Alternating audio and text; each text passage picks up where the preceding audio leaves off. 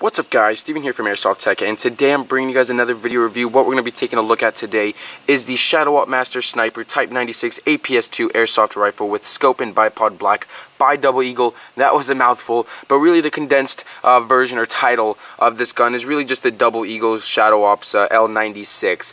They call it the Type 96 APS2, I'm not exactly sure why, but really as you can see, it is just a normal L96 by Shadow Ops. So to start off the review though, why don't we actually take a look at the gun's packaging and we'll see what the box looks like when you do go ahead and purchase this sniper rifle.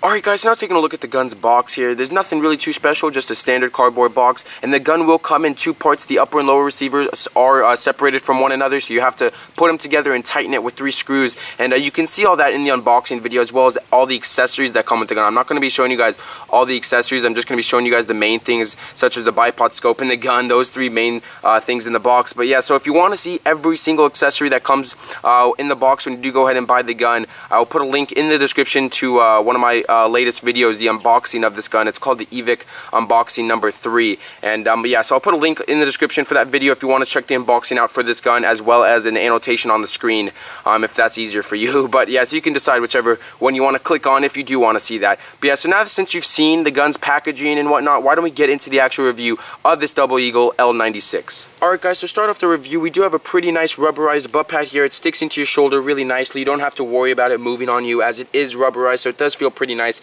However, the one thing or the one item on this gun that I did realize that does feel a little bit cheap is the adjustable cheek riser here. So if I'm just going to tap it a little bit, it does feel like that cheap kind of material, that cheap plastic. However, it is adjustable, so what you do is you just take these 2 Allen screws right here, you put your Allen key in there, and you just start unscrewing it, just like so. There's one, and you do the same for the other. But however, I kind of like the cheek riser all the way down, as it makes the gun look more complete and just more sleek and slim, but you can adjust it to whatever height you like, and honestly it fits me perfectly, because when I put my head on this I can look right through the scope, so it fits me just fine. But then again, you can pull it up to whichever height you like. You can even pull it all the way out if you don't like it, but it does look a little funny if it doesn't have it in. So yeah, just to reverse the process, slide it in, and then you screw in the 2 Allen screws just like so. Make sure it's all nice and tight so you don't worry about the bolts and the screws falling out while you're in the field. So once you like that, you're all good. And the cheek riser, I must say, it is pretty nice. However, the materials used does feel a little bit cheap. Alright guys, so now getting into the middle of the gun, we have our handle here and our trigger assembly. The trigger is made out of metal, and remember, this whole lower receiver is made out of a pretty nice ABS plastic. It does feel rubberized. It does not feel like the cheap plastic materials that was used to make and to build the cheek riser. So the whole lower receiver is made out of a nice rubberized ABS plastic, and again, the trigger is made out of metal. So you put your hand like this, and it is very similar to a P90 grip, as P90s and L96s are very similar. And we do have our metal bolt here, which is where we lift up and we pull back, pull forward, and lift back down, and that's how you lock the gun, and or you cock the gun, and you are able to fire a BB. And here we have our plastic safety. So if it's all the way to the left, it has a little S here. That means it's on safe. If you push it to the right, like so, there's a little F here, and that means it's on fire. So pretty nice assembly here, not bad. I am happy that all the important parts on the gun are made out of metal, such as the trigger and obviously the bolt. Alright guys, now looking at the top of the gun here, we do have the scope mounted on, and this scope is actually a really nice scope. And as you can see, I'm just going to zoom in here real quick. The first thing that I want to discuss here is the adjustment tool. So as you can see, I did go ahead and lose the metal black pieces that screw on to go over the adjustment tools. But since we're talking about them, these adjustment tools really do work. So if your crosshairs are a little to the left or a little bit too high, you can adjust it. So if they're a little bit too high, you can turn this knob right here. This is to raise it up or down. You can adjust this. So if it's a little bit too high, you can twist this counterclockwise to make it go down. And if the crosshair is a little bit to the right, you can turn this to the left and make it go to the left. So you can adjust the crosshairs to however you need to. But moving on though to the back. So anyways though, I'm still pretty upset that I did lose those black metal knobs already. I'm really frustrated about that, but I'll probably find some online and I'll probably have to buy some. But anyways, moving on to the side right here now. So this metal knob, it actually allows you to zoom in here. So if you put your fingers here and if your target's really far and you need to zoom in, then you can just bring this down. As you can, it is rotated. So You can actually go all the way down to 8, but I'm not going to do that right now. But yeah, so it's really nice that you can zoom in. This is a 3x9x40 scope, and it is also an illuminated scope. So without further ado, you guys, why don't I actually show you guys how it looks looking through the scope when it is lit up. Alright guys, so now looking through the scope here, it's pretty hard to film this as I'm kind of holding the camera while looking through the scope here. So as you can see, there is no green or red here, as this can be lit up by green or red. So this is just the normal crosshairs. Again, it is pretty hard to film this, but now I'm going to change it to red. So I'll try my best here. So that's it when it's lit up red. As you can see, it's very nice. It's all nice and bright. The camera's not picking it up all that well. I'm actually going to try some now right here. I'm going to block the other side so it's all black. So that's what it actually looks like if you're like in low light conditions or something of that nature. So that's pretty nice. But now why don't we go ahead and look at green. So I'm going to shut it off, and now this green, you can probably barely see it because it is daytime right now. But that's at 5, so I'm going to block it again. So that's what it looks like at 5. That's the highest setting for green. So you can adjust it for brightness. 5 is obviously the brightest. And then 4, 3, 2, 1 gets dimmer, dimmer, and dimmer. But yeah, so pretty nice scope here. Pretty standard crosshairs, nothing special. And to turn it off, just shut it off just like so. So very nice crosshairs, and I have adjusted it, and I'm trying my best here to record this. But overall, the scope, I really do like it, and it's actually a really nice scope. Alright guys, so now I just want to mention a few quick things about the bolts and how you cock the gun. So first, what you got to do is you got to lift up the bolt just like so. And before we actually pull the bolt back all the way, I'd just like to mention that over time this will become loose, and I'll show you in a second. So I'm going to cock the gun back. Actually, it's going to be a little hard at the angle I'm at, but if you just pull the gun back just like so, then the bolt comes out. And a lot of people say that this becomes loose, this whole assembly comes loose, and it kind of wobbles just like so. How you can actually fix that is by that bolt right there, and I'm not sure if people know that, but all you have to do is take your Allen screw, your Allen key, and tighten it up, and it should be fixed. But overall, just be careful with it, and I'm sure it won't break. But yeah, so that's how you cock it back. And then to load it up, push it forward just like so, nice and easy, pull down, and you're ready to fire. Alright guys, so another thing I'd like to mention is that the second thing on this gun that does feel a little bit cheap is the rails in which you attach your optic on. So I'm just going to run over to the gun real quick. So as you can see, I do have the scope mounted onto the rails, and the rails are plastic, so you have to be very careful. But as you can see, if you just lift up a little bit, the rails actually start to come up, which is kind of scary.